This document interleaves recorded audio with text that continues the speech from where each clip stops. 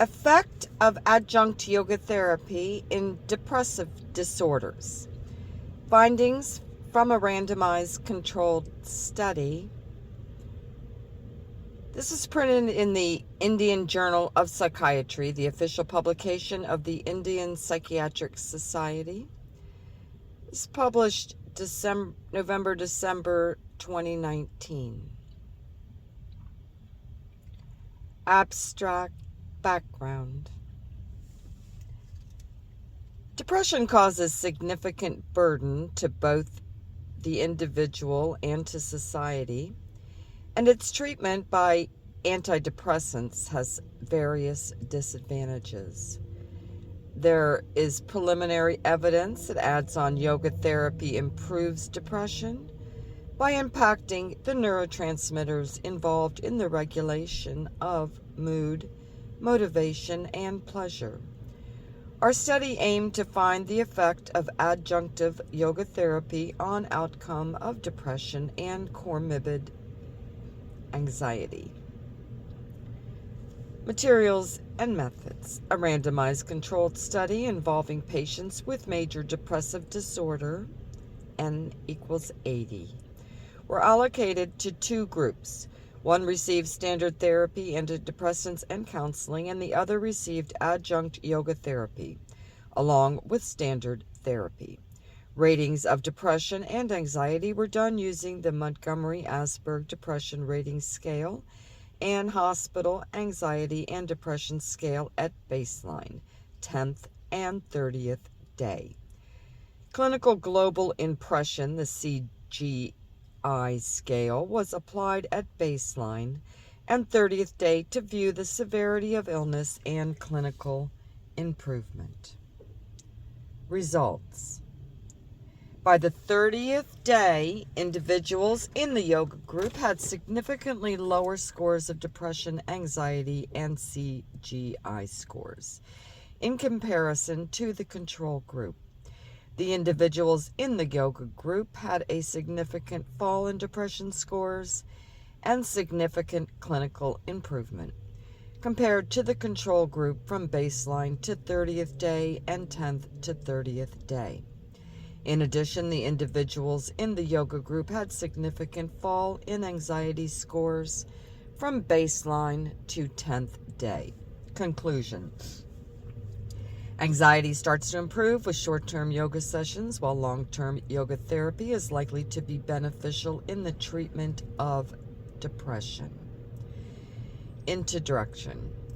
Major depressive disorder, MDD, is a highly prevalent, chronic, and disabling disorder associated with reduced social functioning, impaired quality of life, increased mortality, and is currently one of the leading causes of the global burden of disease.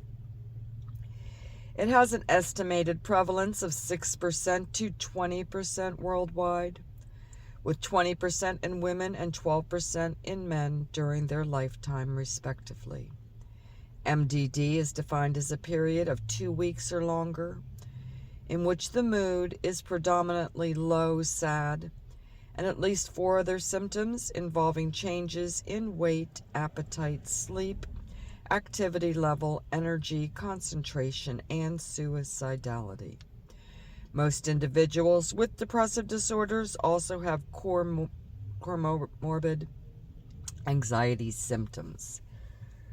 The role of yoga in health aspects of an individual and the society is multidimensional, as suggested by the emerging evidence of the beneficial effects of yoga therapy in various physical and mental illnesses. Yoga is a practice that is spread across the world among various cultures and religions.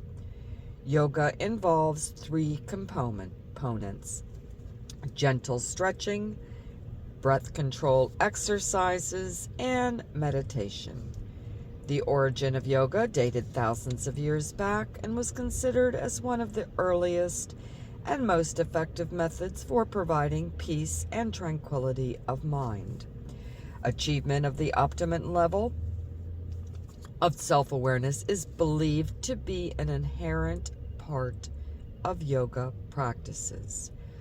Yoga practices have been shown to have some beneficial changes in neurotransmitter systems, such as serotonin, dopamine, and norepinephrine, the neuroendocrine system, the hypothalamic pituitary axis, changes in neuroplasticity, and the immune system. These systems are implicated in the pathophysiology of depression and the anxiety secondary to it. Thus, yoga may be a useful adjunctive treatment for depression. There is a dearth of Indian literature, especially in terms of randomized controlled trials, showing the influence of yoga in reducing the severity of depression. Hence, we conducted a randomized controlled trial to find the effectiveness of adjunct yoga therapy in depressive disorders and its accompanied anxiety symptoms. Discussion. This is a longitudinal, observational, randomized study conducted in a tertiary care center to find the effect of adjunct yoga therapy in patients diagnosed with MDD according to the DSM-5. The study by Naveen and others on antidepressant and cortisol effects of yoga divided individuals into 3 groups: yoga therapy, yoga along with antidepressants, and antidepressant alone, based on the patient preferences and not by randomization methods like in our study. The study on the effect of yoga therapy in individuals with MDD included a yoga group and a control group which were non-randomized. They have also used DSM-4 as the inclusion criteria for MDD, unlike our study, which uses DSM-5, a more revised and currently widely used version, as the criteria for including patients with depressive disorder. In a randomized study on the influence of exercise and yoga in depression for 12 weeks, MADRS was applied at the baseline and the end of the study. The results showed a significant fall in MADRS score at the 12th week in the yoga group, were similar in comparison to our study, which also had a significant fall in depressive scores at the 30th day. Our study shows improvement after 30 days and not on 10th day, which implies that adjunct yoga is required for a longer period for improvement of depressive symptoms, which is also similar to the study where a 12-week period has produced an improvement. The focus is on the fact that short-term yoga therapy might not help in alleviating depression, and the necessity for a longer duration of yoga therapy in depressive disorders. Although the MADRS is widely used as a rating scale for depression, it was applied only in a limited amount of studies involving yoga and depression. We used both rating scales for depression, example HADS and MADRS. And this study brought out the concordance of MADRS scores with HADS. A cross-sectional study on the impact of yoga in depressive and anxiety scores in patients with chronic illness was conducted for 7 days and was rated by HADS-A and HADS-D at baseline and end of the study. The results showed that short sessions of yoga have caused a reduction in anxiety scores, while long-term yoga therapy was able to produce a reduction in depressive scores. Our findings correspond with the study results which also had a reduction in anxiety scores at shorter sessions of yoga than the depressive scores, which required longer-term yoga therapy. This improvement in anxiety is noticed early, presumably because the practice of yoga is essentially targeted at calming the nerves and mind, which ultimately helps in stress reduction.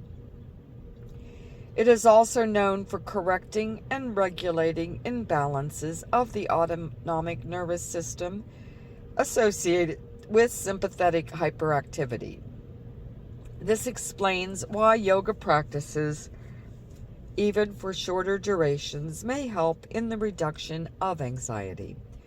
Meanwhile, in depression, due to the synaptic level changes, the reduction in the depression scores with adjunct yoga therapy may take a longer duration.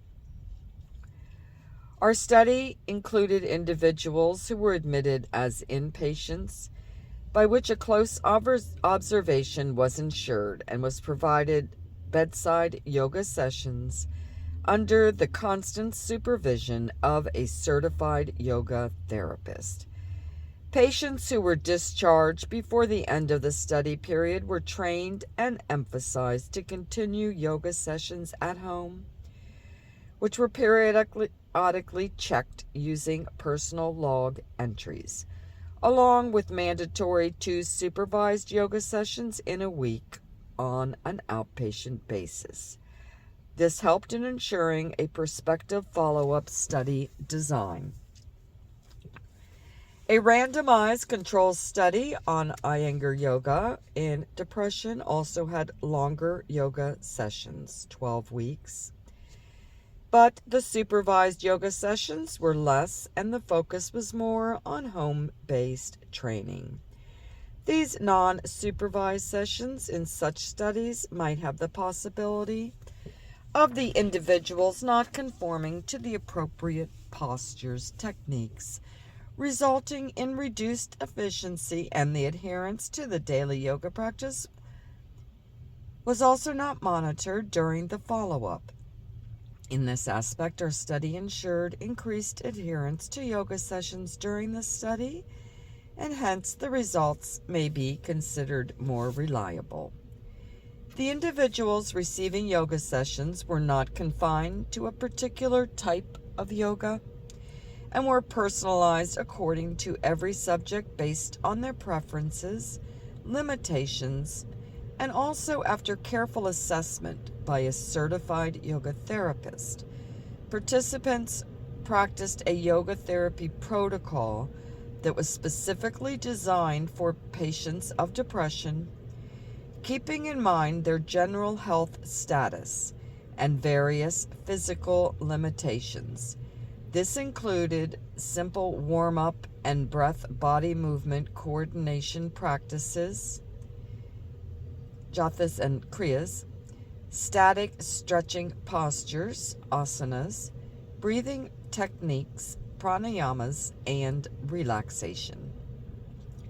The postures included Tala Asana, a vertical spinal stretch done from standing, Ardhikari Chakra Asana, a lateral spinal stretch done from standing, and Kari Chakra Asana, torso twist to right and left, done in tune with the breathing rate of 6 to 8 breaths per minute and 1 to 3 rounds on each side depending on their ability. Sitting postures included Vakrasana, seated spinal twist, Paschimottanasana, posterior stretch done by bending forward from sitting with hands clasping extended feet, and Purvattanasana, an anterior stretch from sitting with arms behind the back and feet extended forward. All of these were done with breath-body synchronization, and the extent of the effort in the practice was determined by the ability of the individual. The key element was to make their best effort, but not focus on trying to be perfect in the postures. Breath awareness was done in each session, and pranayama's energy-enhancing breathing techniques, including Nadi Shuddha, alternate nostril breathing, Vragara pranayama, slow deep breathing done on all fours with gentle spinal extension and flexion, and Pranava pranayama, deep breathing with production of audible sounds of AAA, UUU, MMM, and AUM on the prolonged exhalation. Each session ended with relaxation for 10 minutes in the supine Shavasana with mindful relaxation of the body parts from toes to the top of the head. However, the core practice of yoga used for all patients in the active group is generally similar, but with some adaptations suitable for the individual. There are some studies which involve only a particular type of yoga, like the study on the effectiveness of Kirtan Kriya in depressive disorders among the caregivers of dementia patients, the study on the influence of Iyengar Yoga in depressive symptoms among young adults, a study on the effectiveness of Sudarshan Kriya Yoga in melancholic depression, a critical role review of the role of Hatha Yoga in depression, and the effect of Saj Yoga and Shavasana in MDD respectively.